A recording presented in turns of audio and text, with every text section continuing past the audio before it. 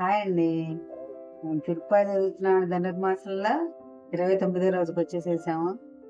ఇప్పుడు ఈ 29వ పాసురంలోకి వెళ్ళే ముందు దీంట్లో చిన్న వివరణ మనం ఏంటనేది తెలుసుకుందాం. ఫస్ట్ గోపికలందరూ నిన్ను ప్రార్థించడానికి కారణం ఏంటంటే నీతో జన్మజన్మల బంధం కావాలి మాకు.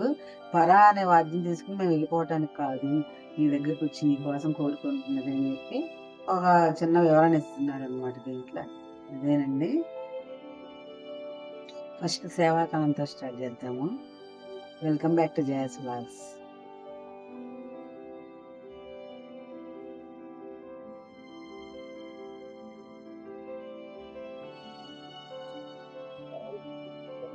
ఓం నమో నారాయణాయ. ఓం నమో భగవతే వాసుదేవాయ. సర్వం శ్రీకృష్ణ అర్పణమస్తు.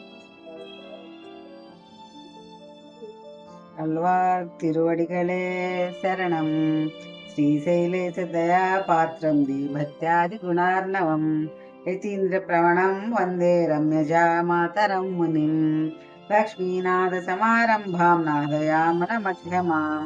అస్మదాచార్య పర్యంతం వందే గురు పరంపరాం.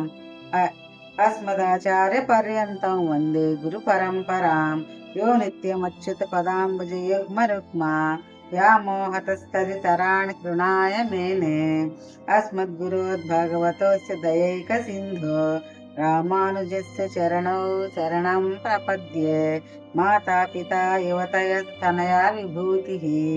సర్వం యదేవ నియమేన మదన్వయానాం. ఆద్యస్య నః కులపతేర్వకులాభిరామం.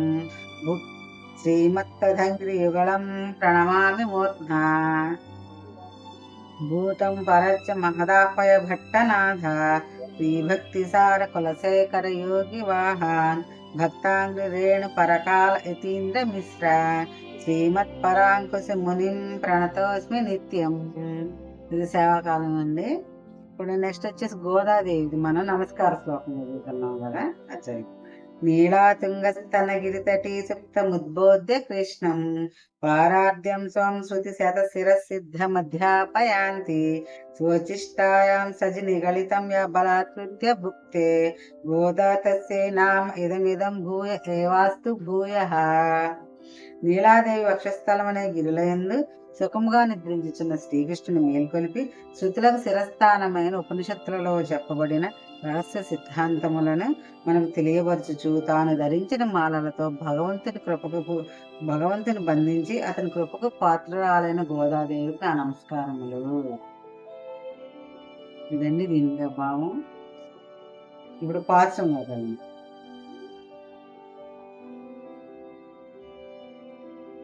சித்தம் சிறுகாலே வந்துன்னை சேவித்து உன் பொத்தா மறை இடியே பொத்தும் பொருள் கேளாய்.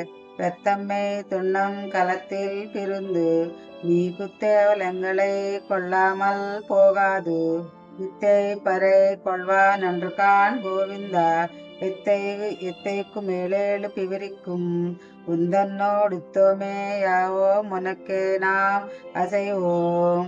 మత్తైనం కామంగల్ మత్తేలో రెంబావాయ్. దీనికి భావన బాగా తెల్లవారక మునిపై నీవు ఉన్న చోటుకు మేము వచ్చి నిన్ను సేవించి బంగారు తామర పువ్వులు వలె సుందరము రమణీయములైన పాదములకు మంగళము పాడుటకు ప్రయోజనము వినుము. పశువులను మేపి అవి మేసిన తరువాతనే తాను భుజించుడు గోపకర్మను పుట్టిన నీవు మేము చేయు అంతరంగ కైంకర్యములను స్వీకరింపకుండుట తగదు. నేడు నీ నుండి పరను పుచ్చుకొని పోవటకు వచ్చిన వారము కాము. ఏనాటికి నీ 7 జన్మలకును నీతో విడరాని బంధుత్వము కలవారమే కావలను. నీకే సేవలు చేయువారము కావలను. మాకు ఇతరములైన కోరికలు ఏవీ లేకుండానట్లు చేయము కృష్ణ అని ప్రార్థించారంట. వివరణ: మార్గశీర్ష మాసమున గోపికలు తమ పెద్దల అనుమతికై వర్షమునకై చేసిన వ్రతమే ఈ ధనుర్మాస వ్రతము.